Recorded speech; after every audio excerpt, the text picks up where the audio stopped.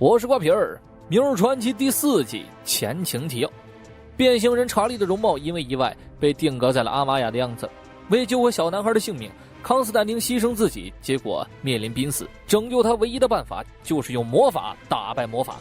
1951年的 Tokyo， 刚拍完最后一个镜头的导演朱四郎把演员从河里拉上岸，地壳突然震动，海面翻滚。他知道该来的终究还是来了。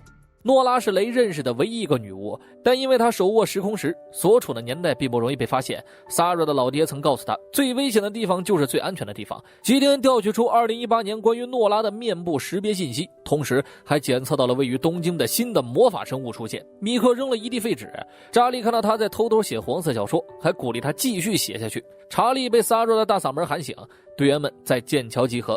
拍摄组拍到了怪兽的录像，他们要拿到录像，并且阻止怪兽破坏城市。而由于人手不足，查理也要上阵。为了防止传奇把无害的怪兽送进地狱，他选择去 Tokyo。米克闻着味儿就跟了上去。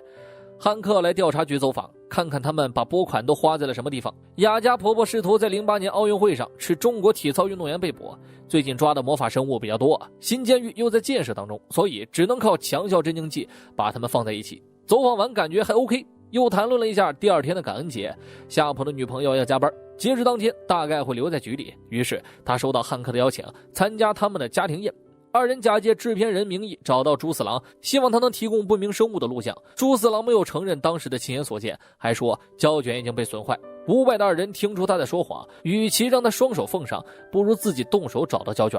为了掩护2人搜寻，查理骗他做导游，朱四郎介绍着关于特摄的建筑，查理用毫无逻辑的逻辑推断出胶片被藏在了炮弹下面。吉丁恩把胶片数字化，屏幕内播放出拍摄时遇到的惊人异象。凭借查理多年当怪物的经验来看，这玩意儿很有可能是人造的。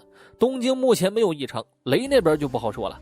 他走进宴席，看到了梦寐以求的女人诺拉，一个猥琐男要给他倒酒，之后故意把小费扔在地上。当他弯腰捡的时候，雷一把抢过手机，撕成了2半。他先发制人，拔出猥琐男腰间的剑，将他劝退，然后自己欣赏了一下，接着说出了那句话：蒙娜带来了盖瑞订的外卖，他的家人在其他城市，这个感恩节只有自己。于是盖瑞邀请他共度佳节，麻醉剂失效，临时监狱里的生物醒了过来。4人根据吉林的显示来到海边，只要把他引出来，缩小后带走，任务就算完成。随着米克的仙人指路，他们看到了朱四郎扔下去的本子被弹回，魔法生物竟然是一个笔记本，他的魔力能化虚为实，而且专门找富有创造力的人。他打开书后，灵感喷涌而出，而噩梦里的场景不仅出现于书中，更是来到了现实。这只巨大的陆地章鱼被他称为塔古莫。朱四郎想摧毁日记，但他总是阴魂不散。查理告诉他，要想解除魔法，除非把故事写完。而书中记载的故事讲述的是塔古莫摧毁了城市，朱四郎试图更改结局，但每画上去的一笔都会消失。诺拉给康斯坦丁做着魔法理疗，但结果并不如人意。他现在就像一个快没电的电池。雷希望他能救康斯坦丁，但诺拉这么做很可能会再次沦进黑魔法世界。盖瑞带他参观调查局，结果扭头看到了一地碎玻璃和野怪。出于安全，蒙娜被反锁在壁橱，他联系到正在过激的2人，如果他们现在离开，汉克会知道管理局办事不力，只能一个过去支援，一个留下掩护。2人被蒙娜的惊叹声所吸引，他激动地想大吼，结果让内特抓到一旁躲了起来。怪物们在疯狂吃东西，内特认为他们只是饿了，为了准备食物，蒙娜一个小碎步冲进电梯，好在没被发现。朱四郎依旧无法改写故事结局，但如果把本书和其他艺术家相连，结局说不定就会改变。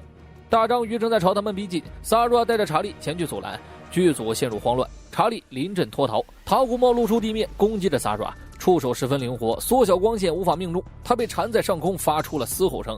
查理拿着板砖给了触手一下，不得不说作为诱饵还是挺专业的。萨若趁机命中，章鱼缩小后消失不见。他深知魔法的危险性，所以不能让诺拉冒这个险。握住手后，他看到了一个男人，准备好后，雷把线头交到诺拉手里，接着开始通过飞船给康斯坦丁充电。他的情况终于出现好转，夏普把能说的都说了，所有人的耐心都被磨完。汉克知道哪里不对劲了，米克走到魔法书前开始奋笔疾书，而且墨水并没有消失。汉克逼问他说出内特的下落，为了儿子的安全，他强制要求夏普带他过去。2人探出头，结果看到野怪们正在享用晚餐，蒙娜还给狼人递了罐辣椒酱。塔古莫将朱四郎拽到面前，千钧一发之际出现一把利剑，还向米克抛了个媚眼。双方踏进模型小剧场展开了搏斗。朱四郎赶忙拿起录影机记录下了这一刻。米克幻想出来的格里玛犹如天神下凡，被击倒后不小心滑动飞机，拍摄场面犹如大片。他从怪兽身体下方滑过，被电线弹回后接空翻将他踢倒，最后一击毙命。格里玛披肩散发走向米克，二人抱在一起，扎利赌起旁白，场面的暴力众人选择回避。完事之后，米克走出片场，女士们早已等得不耐烦离开了这里。他要带走这本魔法书，还告诉朱四郎章鱼没有蜥蜴厉害。诺拉再次使用魔法是为了救人，这让他感到欣慰。提起那个男人时，康斯坦丁告诉他那是过去，屋内只剩2人。诺拉对他的傻白甜欲言又止，雷把时间石交到他手里后，诺拉带着他来到时间管理局。他已经决定要为曾经的行为付出代价，被抓前还不忘回首。3人回到离开时的时间段，当内特准备切开第一刀时，汉克又接到了电话。他走到一边说，那些生物可以被控制，启动地狱计划。新来的囚犯管理员蒙娜，他的工作就是喂养这些魔法囚犯，屏障是根据每个生物不同基因而扫，最危险的就是这个诺拉达克。蒙娜告诉他有什么需要的可以告诉我，顺便还送了他本书。诺拉走过来说，我还真有个忙需要你帮，滚。回到办公室后，有个人未经同意进来，他解开了腰间的束缚，只是为了给夏普送上生日祝福。为了营造气氛，他被强制闭上眼睛。靠近的时候，门外突然走进一个汉克，他就像看片子被抓了一样的慌张。因为调查局的先锋也就是传奇，他们的预算高的一匹，不仅要高价修理时间内核，甚至还要花高价购置角色扮演的服装。他甚至怀疑，要么夏普还谁有一腿，要么就是他在被萨拉戏耍。汉克希望他能节制一点，随后离去。出来之后又跟内特吐槽，管理局的预算高的一匹，为了让他相信钱是被花在刀刃上，内特建议安排他同行，体验一下传奇的生活。汉克表示同意，那就来个突击检查吧。二人一拐过来，刚好看到登船的父子俩。为了赶上这趟航班，他撞翻了自己的快递，结果也没进去，还丢掉了夏普的生日蛋糕。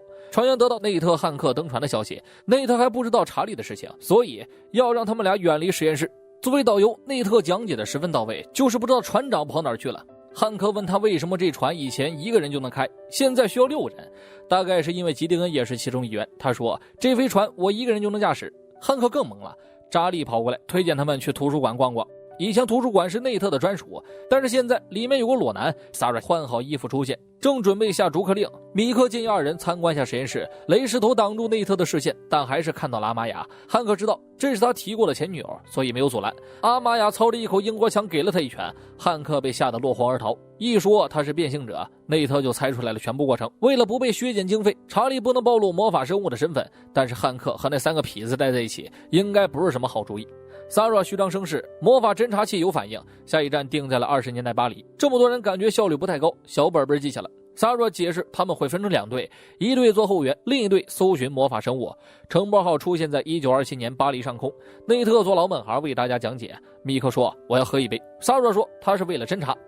汉克注意到了他的偶像老爹，米克说你祖父不是在太空爆炸了吗？他要去找海明威聊聊。2人听到身后的人在讲述历险记，他解释的十分抽象，最好还是画出来。他们被留在飞船，雷被康斯坦丁怂恿开走了逃生剑，夏普拒绝了夫妻探视，说了句我很忙之后离去。蒙娜溜过来告诉他可以帮他带点东西进去。内特找到猎物，表示不能在这里耽误时间，海明威要跟他干一架，这个任务交给了米克。这幅画要结合历史图书馆才能查明怪物的信息。汉克向往着海明威，不想陪他回飞船，这个任务只能交给内特一人。萨拉要保护他们的安全。海明威听说之后要带他们去抓怪物，汉克还一个劲儿地舔他。洞穴内响起怪物的声音，汉克二话不说的跟着海明威就上。怪声越来越近，气氛陷入恐惧当中。后方走出来了牛头，蒙娜的出现吓了他一跳，顺便还剧透了一下，他带来了更带劲儿的东西，雷的情书。诺拉把信扔出去时触发警报，夏普通过监控发现状况赶了过来，而且还发现了情书。诺拉突然变得很凶狠，没有人告诉夏普这是什么，所以他要拆开看看。诺拉一着急，爆发出来的魔法损坏了四周的磁场，使监狱失效，3人被困住。2人在街角相遇，内特对他有点抗拒。发生争吵时，身后出现2名作家，夫妻2人邀请他们共进晚餐。他们看到了这幅画，解释可能是半人半牛的怪物，而且一生都迷失在迷宫之中。内特为了向父亲证明自己，决定抓一只回来。海明威率先开枪，结果让牛一板斧挡住。萨拉对他展开攻击，双方缠斗在一起时，队友不敢开枪，结果萨拉被抡飞。汉克上前让牛砍断了手里的枪，海明威有点怂，他们只好撤退。汉克虽然受伤，但是他的眼里冒光，他还要继续战斗。基丁让他进入梦乡，二人再次返回战场。蒙娜觉得这是他们友谊的摇篮，但如果走到了那一步，他可以先被吃掉。夏普已经决定要开除他，为了获得领导的芳心，他拿出了一块生日蛋糕。夏普气得就有点歪，但是身体还是比较诚实。蒙娜说，我要是被开除了，就只能按照父母的意愿老老实实回耶鲁读法律。身为过来人，诺拉告诉他，听父母的话都没啥好结果。显然夏普不这么认为。诺拉讲述了自己的童年经历，夏普甚至都没有童年。你俩别比惨了，咱还是喝一杯吧。康斯坦丁制作的材料会让闻到的猎物把它当成潜在的交配对象。书里记载着，如果要驯服这种猎物，还需要一把鲁特琴为它弹奏摇篮曲。虽然经历不同，但惨的程度都差不多。二人甚至有点惺惺相惜。在蒙娜的调剂下，他们决定吃生日蛋糕。夏普希望他能读这封信，但从小到大的他看不到未来，甚至一切都未曾拥有过。在二人的鼓励下，他打开信封，里面有个被粘住了的雷。诺拉的眼睛里充满星星，不过当务之急是他们可以出去了。牛头闻着海明威的味儿追了过来，康斯坦丁试图勾引他，内特站在牛头的面前开始弹奏。他开始有点犯困，海明威开枪被萨尔阻止，这一拳是为了你出现在我必读的书单上。牛头惊醒，内特被一拳抡飞，他抽下桌布开始了表演，内特变得十分不经奏。汉克为了保护他，弹着吉他唱起了甜蜜宝贝詹姆斯。牛头离他越来越近，就差点贴着听了。内特也是凑了个热闹，汉克越唱越投入，歌声将至尾声。唱完之后，我是瓜皮儿，下期见。